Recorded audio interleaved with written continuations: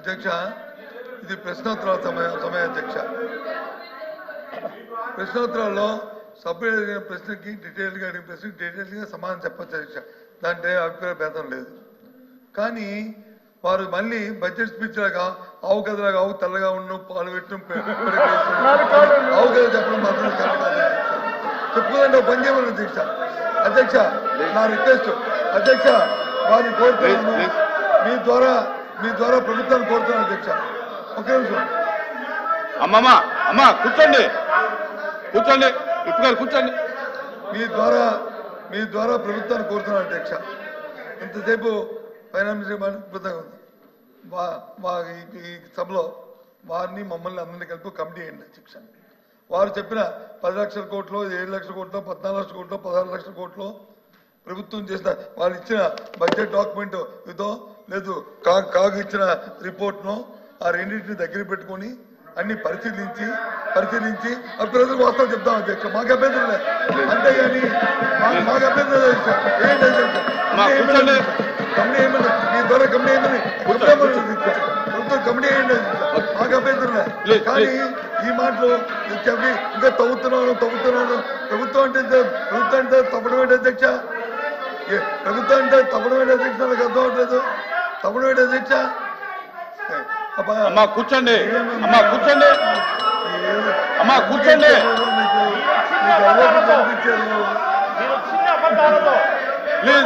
కూర్చోండి ప్లీజ్ కూర్చోండి. ఎల్ఓపి గారు మీరే సమయం పాటించపోయి బడ్జెట్ సమావేశం జరిగిన రోజు ఎల్ఓపి గారు ఏం రిక్వెస్ట్ చేశారు సభని, మేము మొత్తం మాట్లాడాక అప్పుడు మీరు సమాధానం ఇవ్వండి అని చెప్పారు అధ్యక్ష. వారు మొత్తం మాట్లాడిందంతా మా ఫైనాన్స్ మినిస్టర్ గారు రికార్డ్ చేసుకొని అన్ని మాట్లాడి వాళ్ళకి రెస్పెక్ట్ ఇచ్చి వాళ్ళు చెప్పిన స్పీచ్ అంతా విని మొత్తం పాయింట్స్ రాసుకున్న తర్వాత వాళ్ళ పార్టీకి వాళ్ళు లేనిపోని అన్ని మా పార్టీ మీద దుమ్మెత్తి పోసి వాకౌట్ చేసేసారు అధ్యక్ష. వినకుండా వాకౌట్ చేసేసారు. ఎంత బాధగా ఉంటుంది అధ్యక్ష, ఎంత బాధగా ఉంటుంది అధ్యక్ష.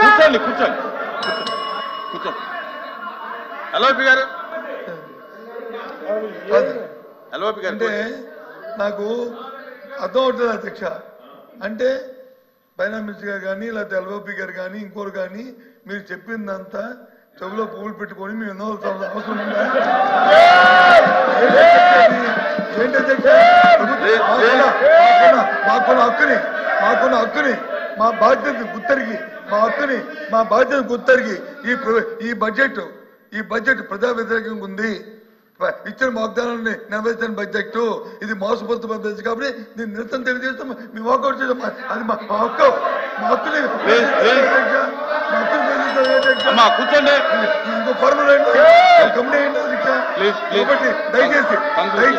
దయచేసి మిమ్మల్ని మేము రిక్వెస్ట్ చేస్తాం అధ్యక్ష. మీ ద్వారా ప్రభుత్వాన్ని రిక్వెస్ట్ చేస్తాం అధ్యక్ష. మీ ద్వారా ఒక కమిటీ ఏంటి అధ్యక్ష, వాళ్ళు మమ్మల్ని కలిపి ఆ కమిటీ వచ్చే ముందు ప్రెజెంటేషన్ పడిన అధ్యక్ష. అప్పుడు ఫైనల్ గా వచ్చిన తర్వాత అది ప్రజెంట్ చెప్తాం అధ్యక్ష. దయచేసి కూర్చోండి. ఫైనాన్స్ మినిస్టర్ గారు కూర్చోండి ప్లీజ్. ఫైనాన్స్ మినిస్టర్ గారు మాట్లాడారు, కూర్చోండి. రాంగోపాల్ రెడ్డి గారు కూర్చోండి. సార్, మంత్రిగా మాకున్నటువంటి బాధ్యత సభ్యులు అడిగినటువంటి ప్రశ్నలకు సమాధానం చెప్పడం, సాధ్యమైనన్ని వివరాలు అందించడం మాకు మీ అనుమతితోనే మేము చేస్తున్నాం అధ్యక్షుడు. సభకున్నటువంటి 2 ప్రశ్నలు, వాళ్ళలోనే కాంట్రవర్సీస్ చాలా ఉన్నాయి కాబట్టి వాటిని 2-3 ప్రశ్నలు అడగదలుచుకున్న అధ్యక్షుడు. ఈ ప్రశ్నకు 2-3 నిమిషాలే చెప్పండి, మేము అడిగిన ప్రశ్నకు మాత్రం 20 నిమిషాలు చెప్పండి, మాకు నచ్చేవి మాత్రము మీరు అరగంట పొగడండి, మాకు నచ్చకపోతే మాత్రం మేము 1 నిమిషంలోనే సమాధానం చెప్పి కూర్చోండి. ఈ డిఫరెన్షియేషన్ కరెక్ట్ కాదు. వాస్తవాలు will remain as facts are facts వినగలగాలి అధ్యక్ష. నేను వేరే సాంప్రదాయాలు అధ్యక్ష, ఈ సభలో తమరి నేతృత్వంలో జస్ట్ లాస్ట్ 3 years కింద నడిపినటువంటి క్వశ్చన్ అవర్లో ఎంతెంతసేపు రిప్లై చెప్పారు తీయండి. అదే సాంప్రదాయాన్ని పాటిద్దాం, కొత్త సాంప్రదాయాలు కూడా. నేను 2 సార్ ఓపిక ఉండాలి ఎల్ఓపి గారికి. నా రిక్వెస్ట్ ఒకటే, ఇక్కడ బ్లేమ్ గేమ్ కాదు, కానీ రాష్ట్ర ప్రజలకు సార్ అసెంబ్లీకి కానీ కౌన్సిల్కి కానీ ఉన్న బాధ్యతలు ఏంటి సార్? 2 ఒకటి చట్టాలు చేయడం, 2వది ప్రతి రూపాయి ఖర్చుని నియంత్రించడం.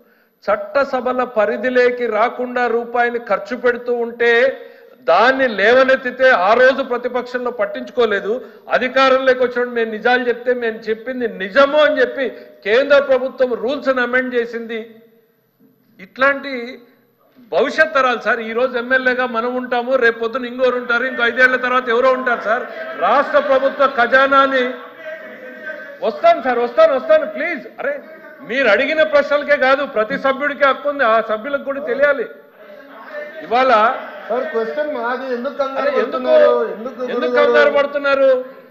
మీకు గంట కాదు, రాత్రి 11 గంటల వరకు కూర్చొని చెప్తాం మేము, తెల్లవారే వరకు చెప్తాం. మీరు ఆలోచించాలి, వాళ్ళకి చెప్పాలి సార్, అది వాళ్ళకి చెప్తాం, మీకు చెప్తాం. అది కాదు, ఇది ప్రశ్నోత్తరాల సమయం కాబట్టి బ్రీఫ్ చేయమని అడుగుతున్నాం. ఎవరికైనా ఒకటే, కండిషన్ పెట్టండి. ఒక విషయం అండి, వాళ్ళు వేరు మీరు వేరు అనేది కాదు, అందరూ సభ్యులే. చాలా సంతోషం సార్. రేపటి నుంచి ఒక కండిషన్ పెట్టండి సార్, మంత్రులు 3 నిమిషాలు సమాధానం చెప్పాలండి. 3 నిమిషాల్లోనే చెప్పుకోవచ్చు.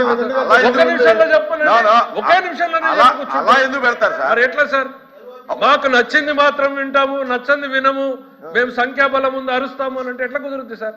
సార్ నేను ఒకటే మళ్ళీ రిపీట్ చేసేది ఒకటే సార్, నేను కన్క్లూడ్ చేసే ముందు రిపీట్ చేయాలనుకుంటున్నటువంటిది ఒకటే సార్. ఈ రాష్ట్ర అరే దయచేసి సమన్వయం పాటించాలి. ఎందుకు సభ జరగలేమండి? నా ఇది బ్యాడ్ ప్రాక్టీస్. మంత్రి గారు చెప్పండి. కూర్చోండి, దయచేసి కూర్చోండి.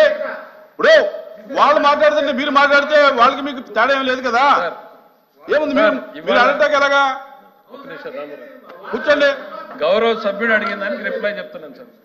నేను మళ్ళీ కూడా చెప్పేది ఒకటి, కమిటీలు కూడా చెప్తాను సార్, వినే ఓపుకుండా. నేను అడిగింది ఒక్కటే, ఈ రాష్ట్ర ప్రభుత్వానికి తెలియకుండా రూపాయి ఖర్చు పెట్టారు. ఎట్లా ఖర్చు పెట్టారు అధ్యక్ష? 25 సంవత్సరాల భవిష్యత్ ఆదాయాన్ని ఎస్క్రూ చేశారు అధ్యక్ష. అంటే శాసనసభకు రాకుండా నేరుగా పోయేటట్టు చేస్తే అధ్యక్ష, రేపొద్దున గెలిచే ఎమ్మెల్యేలు సభలో కూర్చుని ఏ బడ్జెట్ ఆమోదించాలి అధ్యక్ష? ఈ ప్రభుత్వం కూడా అనుకోండి 3 లక్షల కోట్ల రూపాయలని సేమ్ పాలసీ అవలంబించామనుకోండి, రేపొద్దున ఎమ్మెల్యేలుగా గెలిచే వాళ్ళకి చట్టసభలకి ఇంకా ఏమాత్రం విలువ లేదు అధ్యక్ష.